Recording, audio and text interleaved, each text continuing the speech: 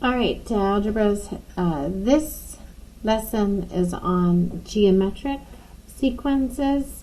Our other lesson we did before was on arithmetic sequences. If you have an arithmetic, that's where you have a common difference. That's where things are being added or subtracted to each member of the sequence. With geometric sequences and finding our nth term, this is where we're going to have a common ratio, and that ratio is going to be a value that is multiplied or divided. Okay, so a sequence again is that list of terms that is separated by commas. So you see an example of a sequence right here. So a sequence is geometric if the ratio of any term to the previous term is constant, the same value multiplied or divided each time, and that ratio, that common ratio, we're going to call R. So we can have a sequence, our first, second, third, on up to our nth term, and we know that it's geometric if my second term is the result of my first term times that ratio. If my third term is the result of my second term times that ratio, and so on and so on. And you know that if I wanted to figure out what that ratio is, I could take like my a sub 4 and divide by my a sub 3, and that would give me my ratio.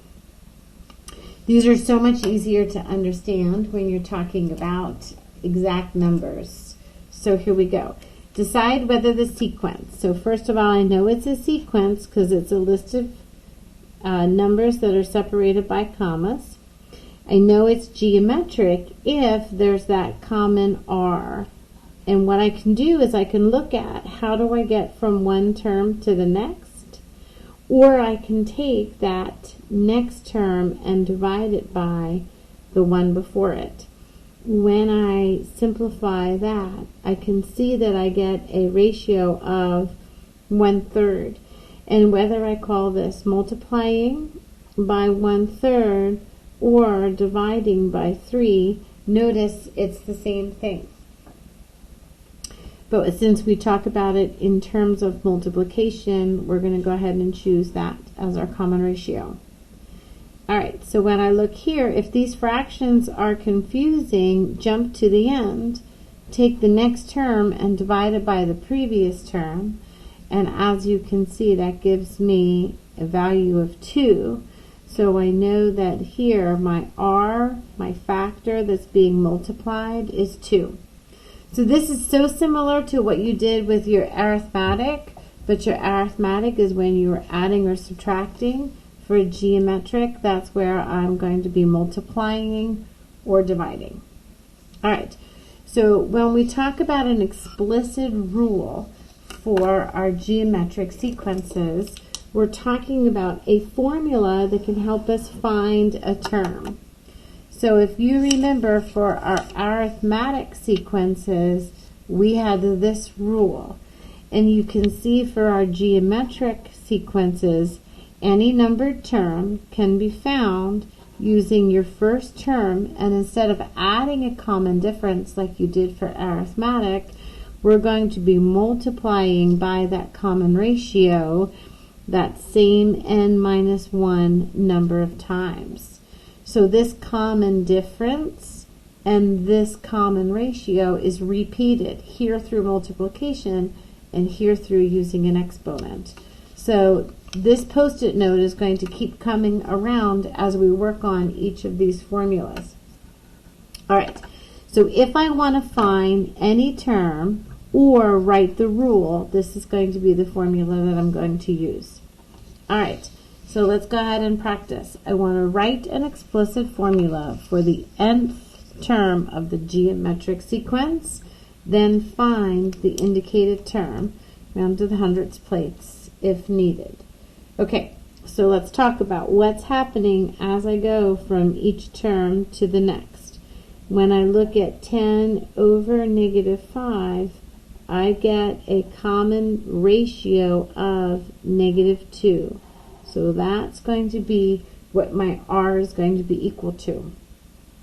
When I go to write the rule, I'm going to use this pattern, and that says that any term can be found by taking my first term, multiplying it by my R common ratio to the n-1 power.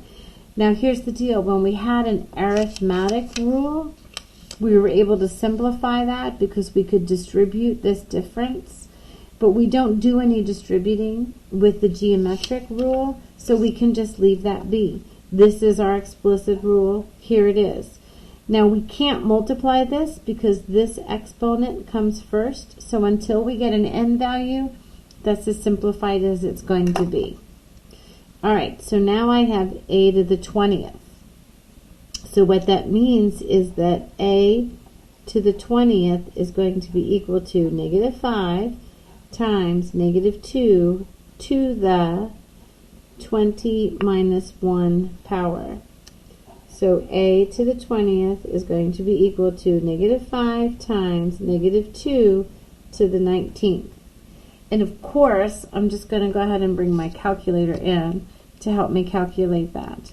So we'll go ahead and say -5 times, see if you can see that okay, -2 to the 19th power.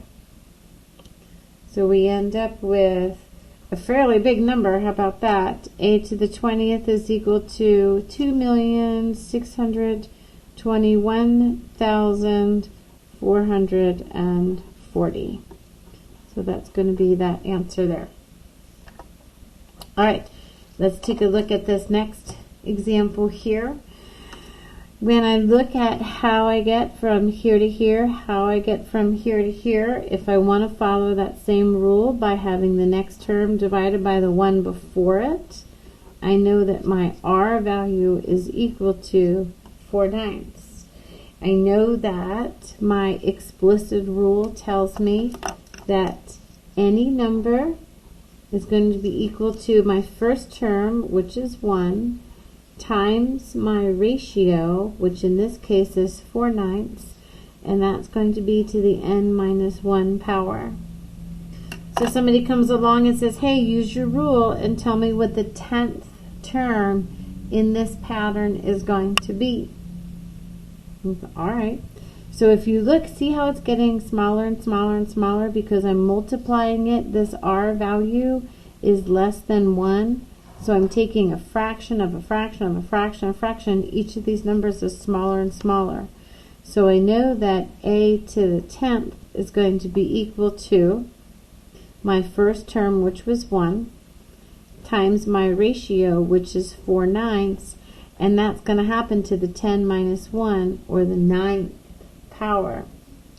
When I go ahead over to my calculator to enter that in, I'll have my 1, and whether I type that in or not, it doesn't matter, times 4 divided by 9, and that's going to be to the 9th power.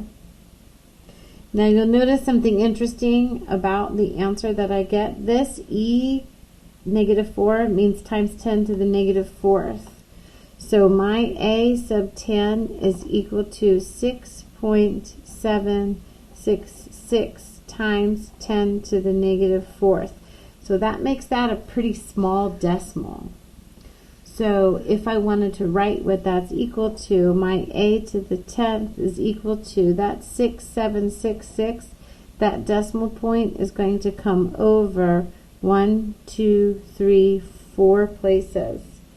So that's going to be my actual decimal value. It's a pretty small fraction. All right, let's try the next page. All right, so I know that my common ratio is going to be 1/2. I know that my fifth term is equal to 2, so I need to write an explicit rule. So I'm going to go ahead back and bring my post-it over, and I know that this is my rule. This says that any number is equal to my first number times my ratio to the n-1 power. I'm going to go ahead and use that formula and plug in what I know. I know that this fifth term is equal to 2. So 2 is the outcome when that numbered term n is equal to 5. So I don't know what my first term is, but guess what? I know what my ratio is. So now that I have that plugged in, I can go ahead and solve. I can say here that 2 is equal to my first term. Remember, that's what I'm solving for. And my first term is going to be times 1/2 to the 4th power. Well, 1/2 to the 4th power is equal to 1/2 or 1/16. Because it's 1/2 times 1/2 times 1/2 times 1/2, and 2 times 2 times 2 times 2 is 16. When I go to solve for a sub 1, I'm just going to multiply each side by 16. So therefore 32 is equal to my first term. So what does this mean? This means that I can write my rule. I know that any numbered term is going to be equal to this first term that I found, 32, times my common ratio, 1/2 to the n minus 1 power. And then somebody comes along and says, hey, would you mind telling me what the 10th term in this sequence is? And you're like, sure, no problem.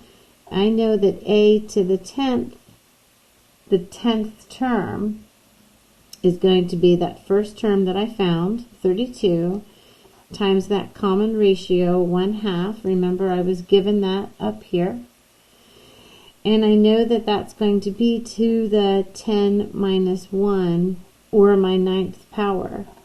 So a to the 10th is equal to, and I'll grab my calculator, and I'll say, okay, 32 times 1 divided by 2 to the, and that's going to be to the 9th power.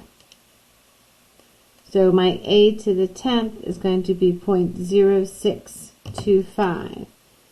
0.0625. And that's an easy decimal to go ahead and turn into a fraction. 1/16 is going to be that 10th term. So maybe I want to write it as a fraction, or maybe the answers I'm choosing from are going to be fractions. All right, let's look at this next example. Oh dear. Okay.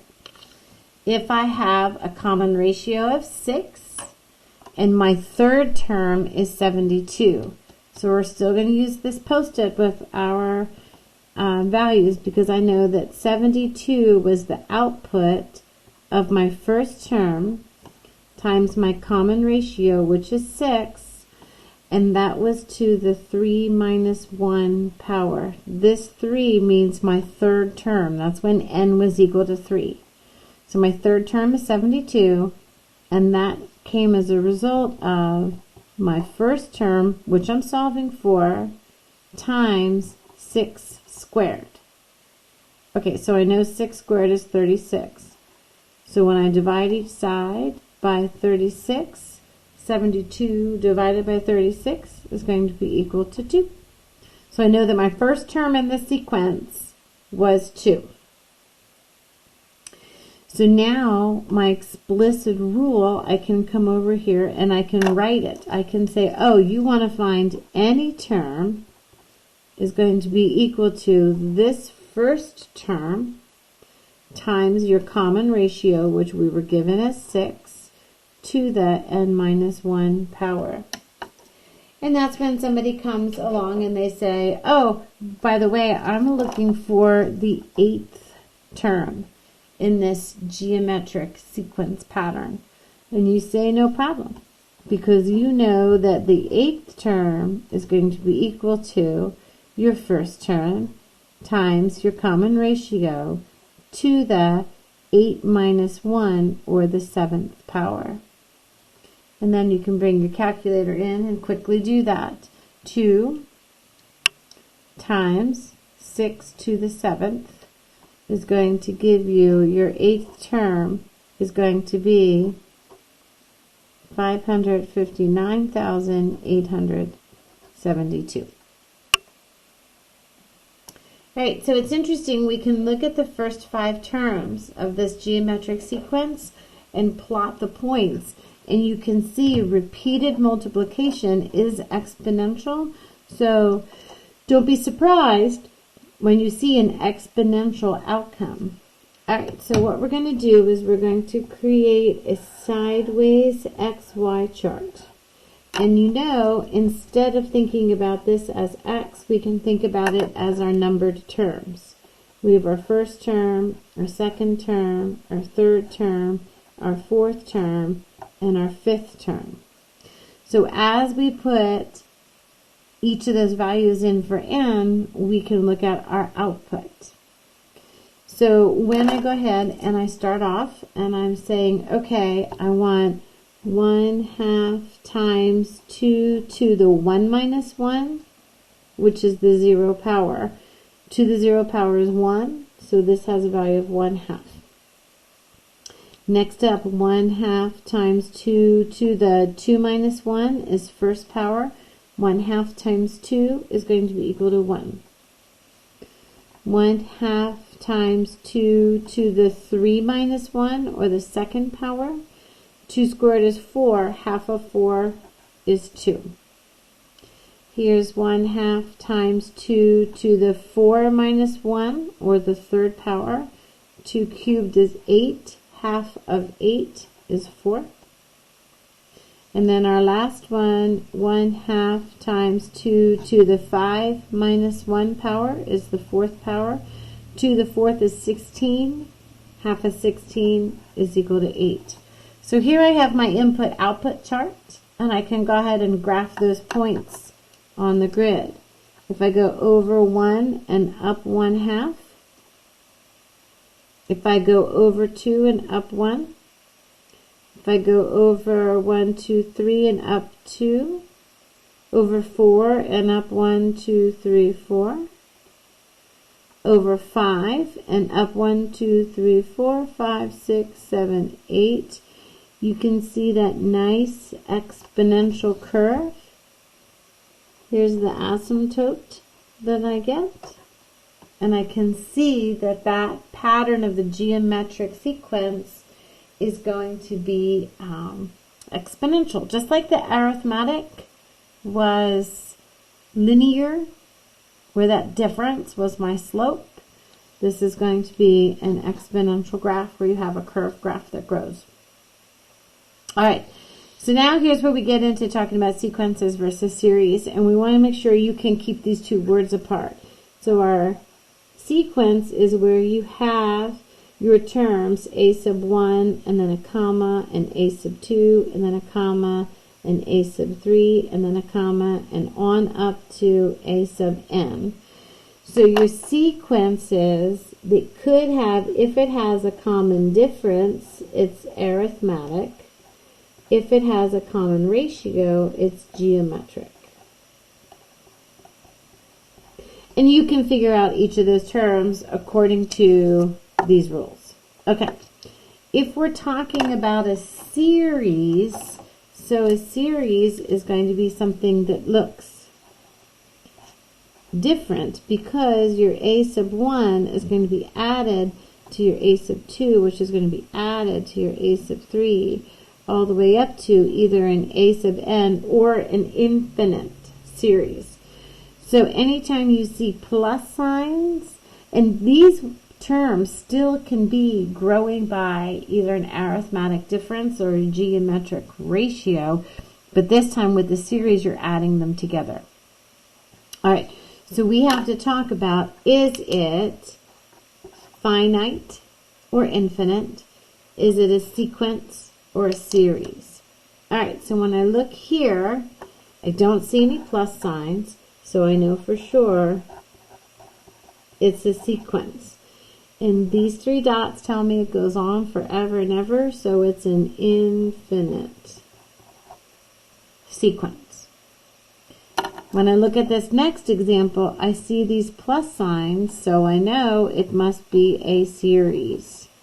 But then I don't see any dots or onto infinity, so I know it's a finite. A finite series is one that ends. Okay, so last time we were together, we talked about what this little summation symbol means. And what that means is it wants you to create a series by adding all of the terms that follow this pattern. Now, you didn't even realize we did it last time, but we did a couple geometric, we had some arithmetic, and so we can go ahead and use this summation sign to tell me. And the way it goes is kind of like this. If you think about it, I is equal to, we can have I is equal to 1, our first term, our second term, our third term, and our fourth term. And each of those results is what we're going to be adding together to get our sum. Okay, let's try it. It goes like this. So we're going to put -1, or we're going to put +1 into here. So -2 times +1 is -2. Next up, we're going to put 2 in. -2 times +2 is equal to -4.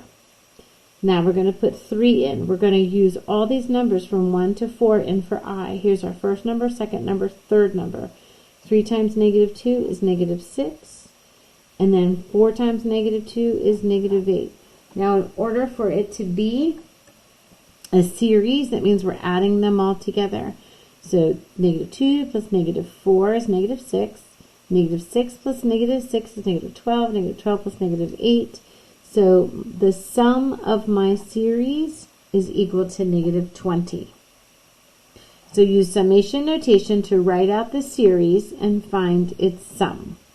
So here's the series, and that's the sum. All right. So now our I is going to be equal to 2, and then 3, and then 4, and then 5. And our rule that we have is right here. So 2 plus 6 is 8, and 3 plus 6 is 9, and 4 plus 6 is 10, and 5 plus 6 is 11. It's a series, so we're going to be adding each of these together. And the sum of my series is going to be equal to, that 17 plus 10 is 27. 27 plus 11 is going to be a sum of 38.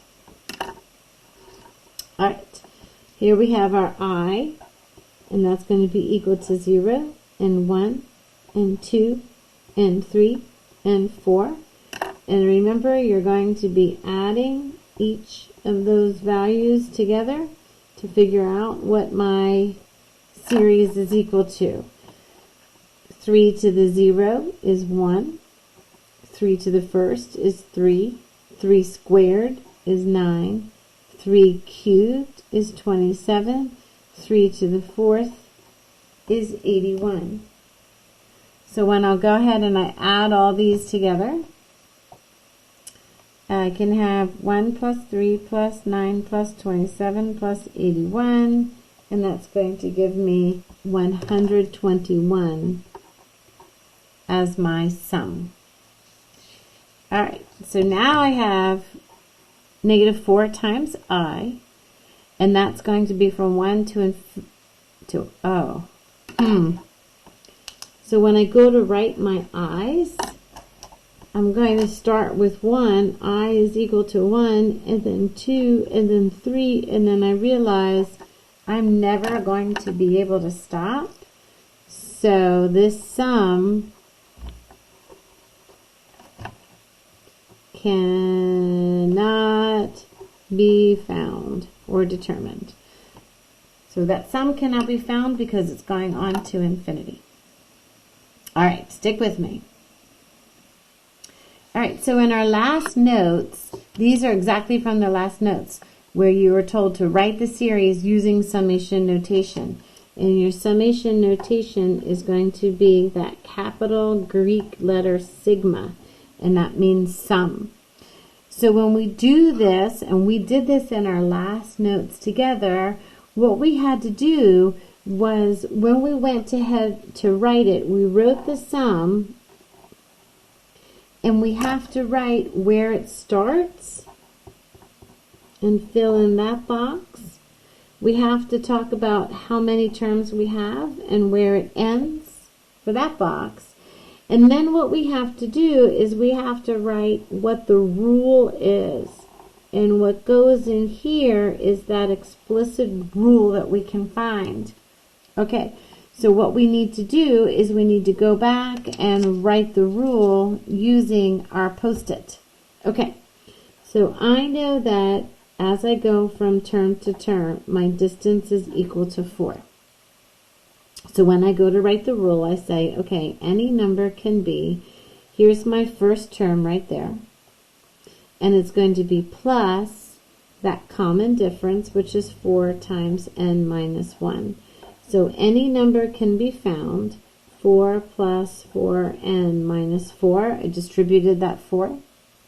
So any number can be found. My rule here is going to be 4n. So what that means is that my rule is 4 times, and I can use an I can use an n, I can use for whatever I want. And this is from 1 up to 4. Because here's my first, second, third, fourth term. And I can see how that works. All right, you ready for the geometric example now? When we look at geometric, how did I get from each term to each term? I know that my ratio is equal to 4. Think about it, 4 divided by 1, 16 divided by 4, 64 divided by 16. That common ratio is 4. All right, so let's go ahead and write our rule. Any number can be found by my first term times my ratio to the n minus 1 power.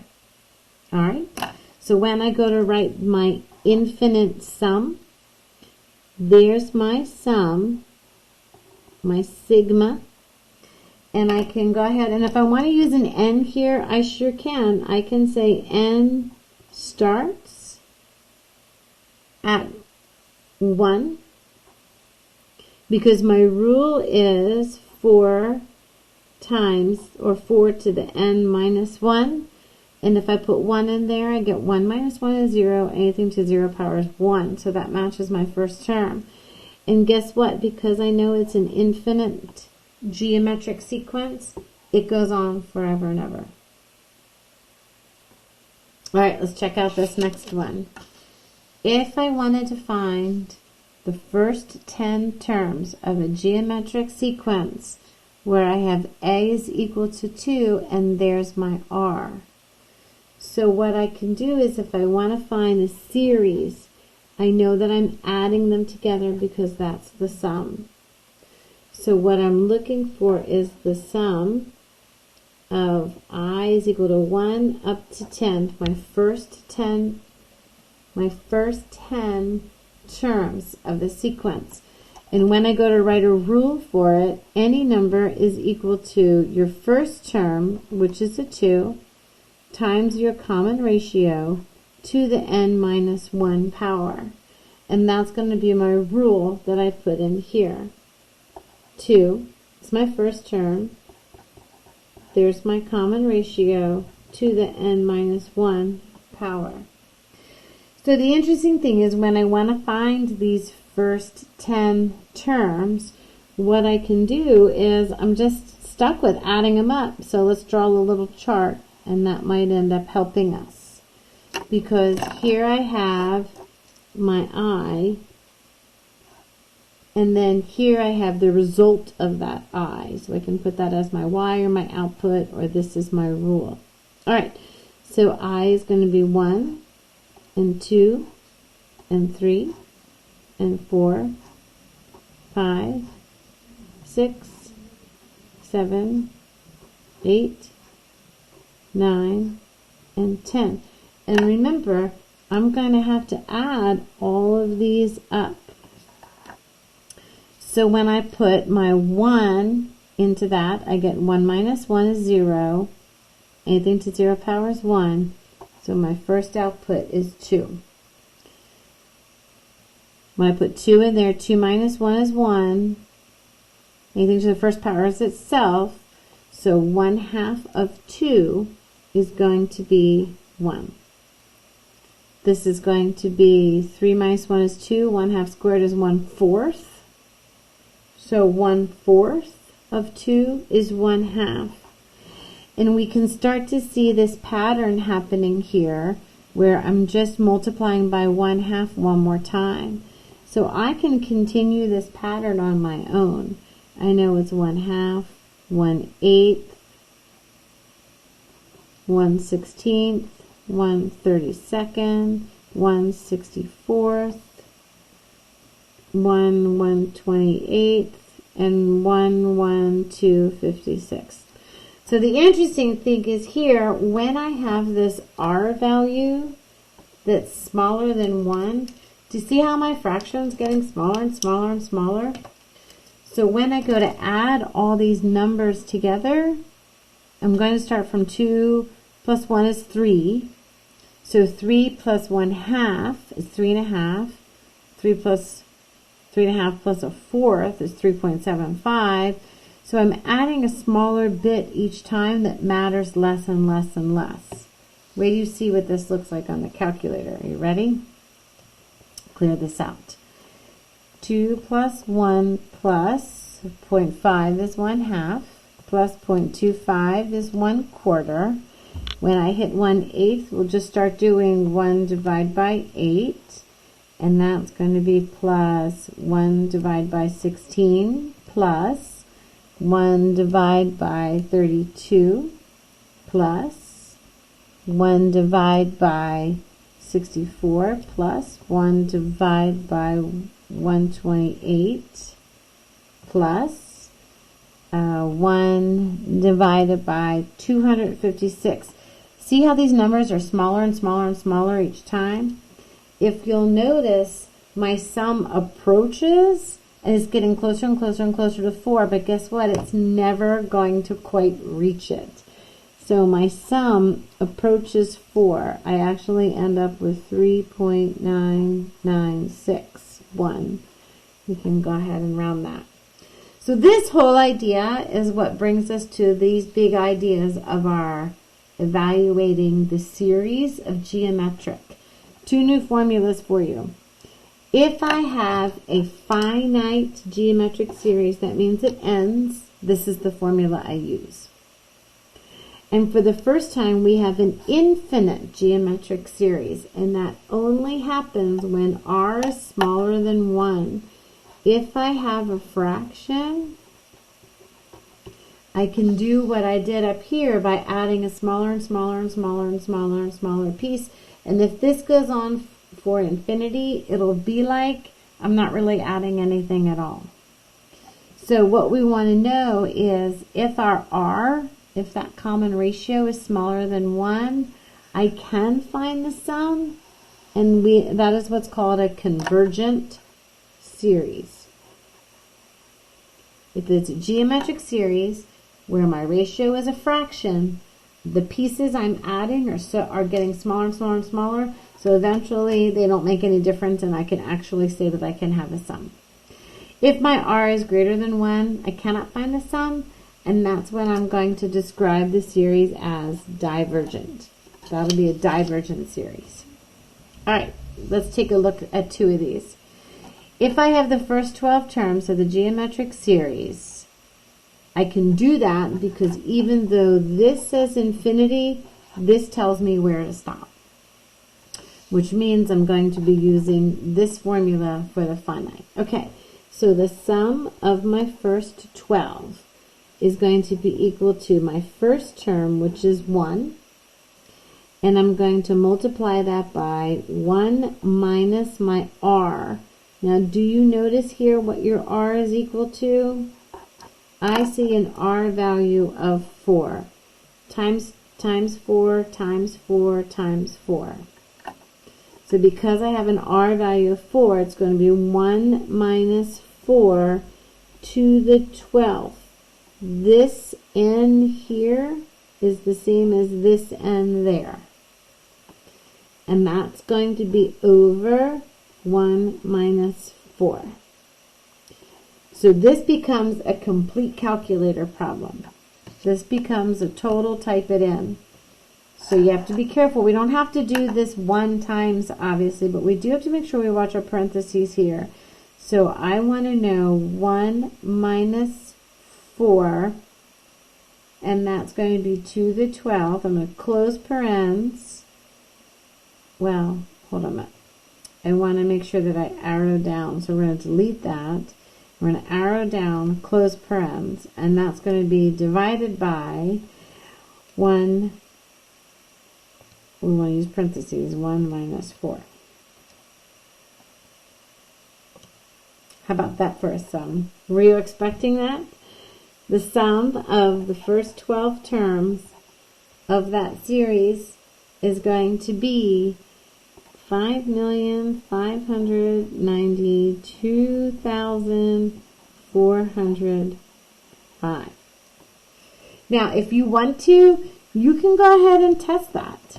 If you wanted to, you can go ahead and say, okay, I know that my terms are numbered 1, 2, 3, 4, 5, 6, 7, 8, 9, 10, 11, and 12. And you know that your first term is 1 times 4 is 4, times 4 is 16, times 4 is 64, times 4, and you can go on and on and on and test that. In fact, I did it, and guess what? It's true. That's the right answer. So that formula is a shortcut to help us do that.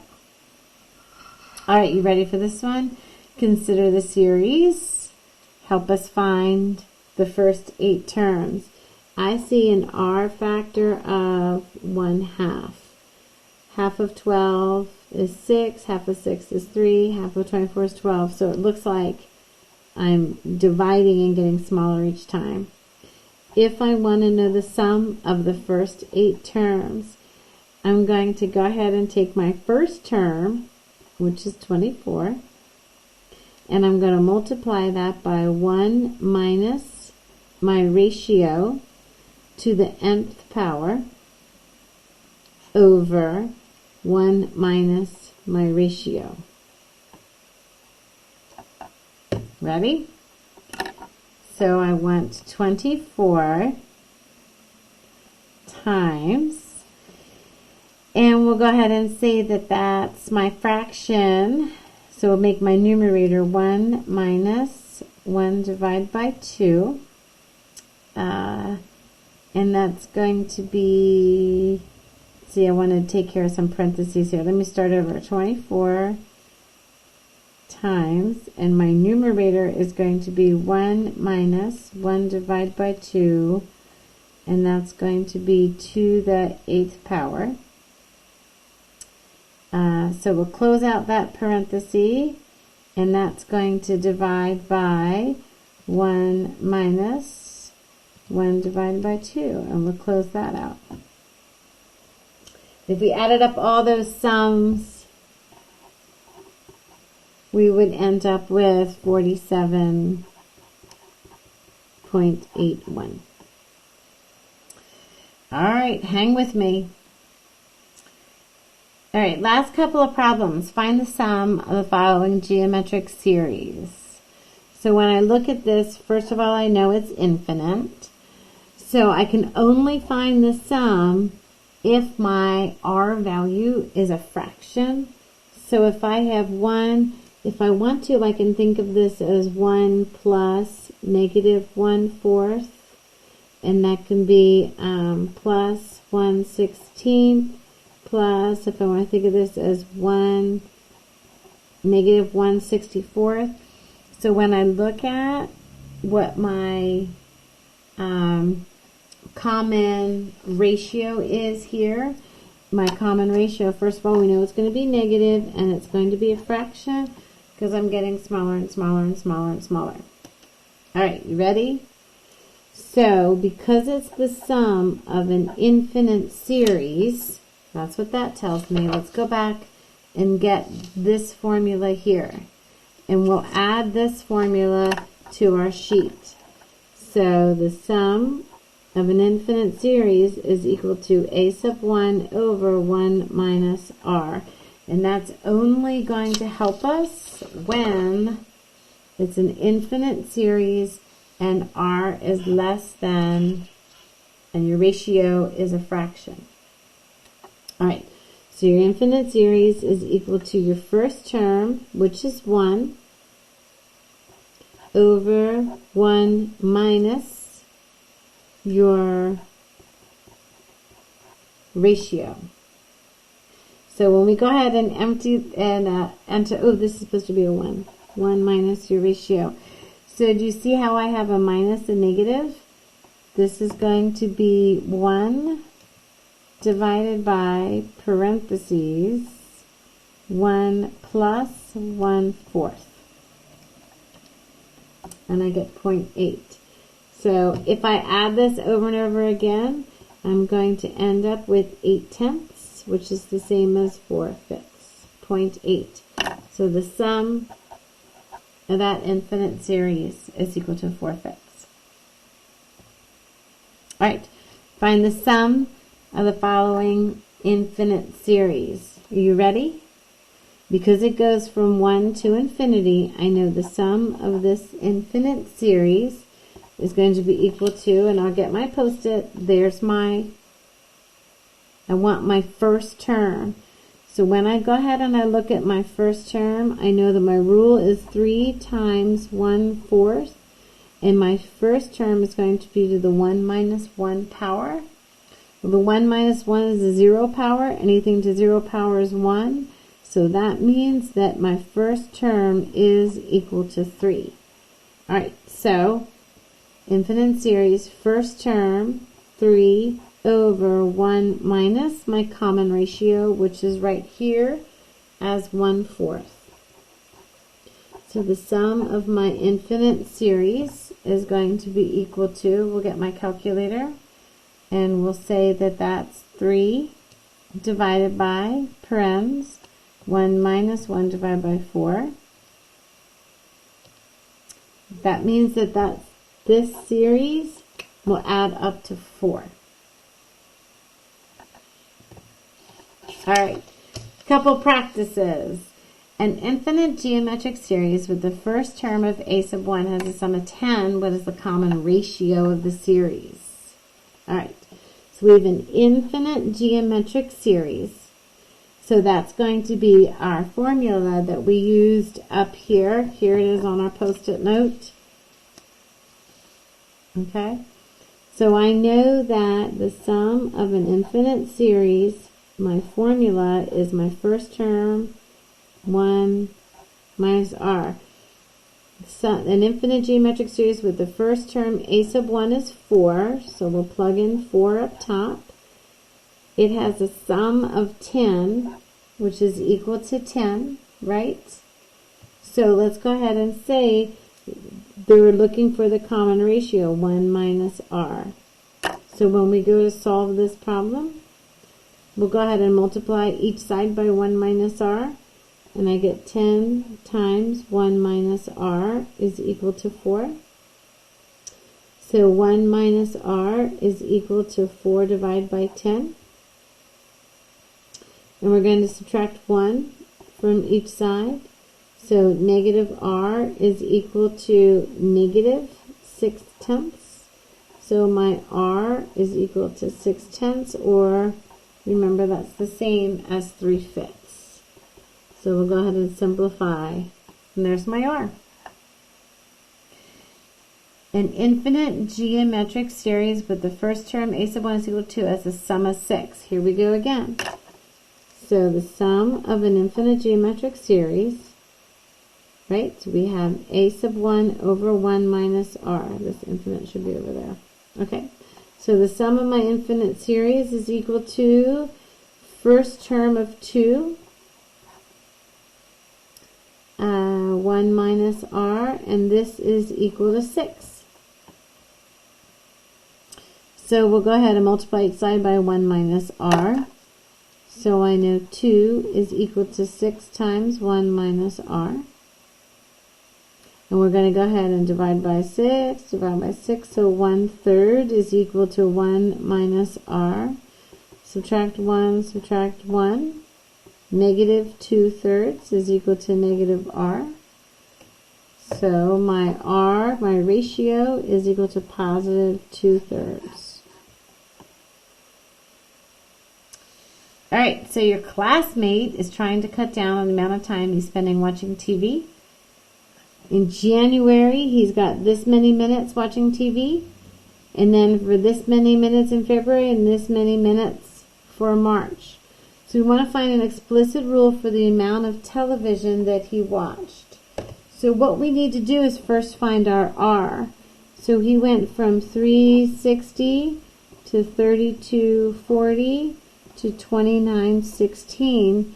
So if we want to find the ratio, we're going to put the next term over the one that came before it and see what that ratio is. Ready? 3240 divided by 3600. Looks like our ratio is equal to 9/10. So it looks like he's trying to decrease his time watching TV by 9/10. So when we write an explicit rule, any month's time is going to be equal to his first month. And remember, I'm using my geometric explicit rule, this one right here, my first term times my ratio, which I found to be 9/10 to the n minus 1 power. So when we're talking about June, I want to know what the 6th month is. He started off watching 3,600 minutes of TV. And let's see where he is after 6 months. So this is to the 6 minus 1 power.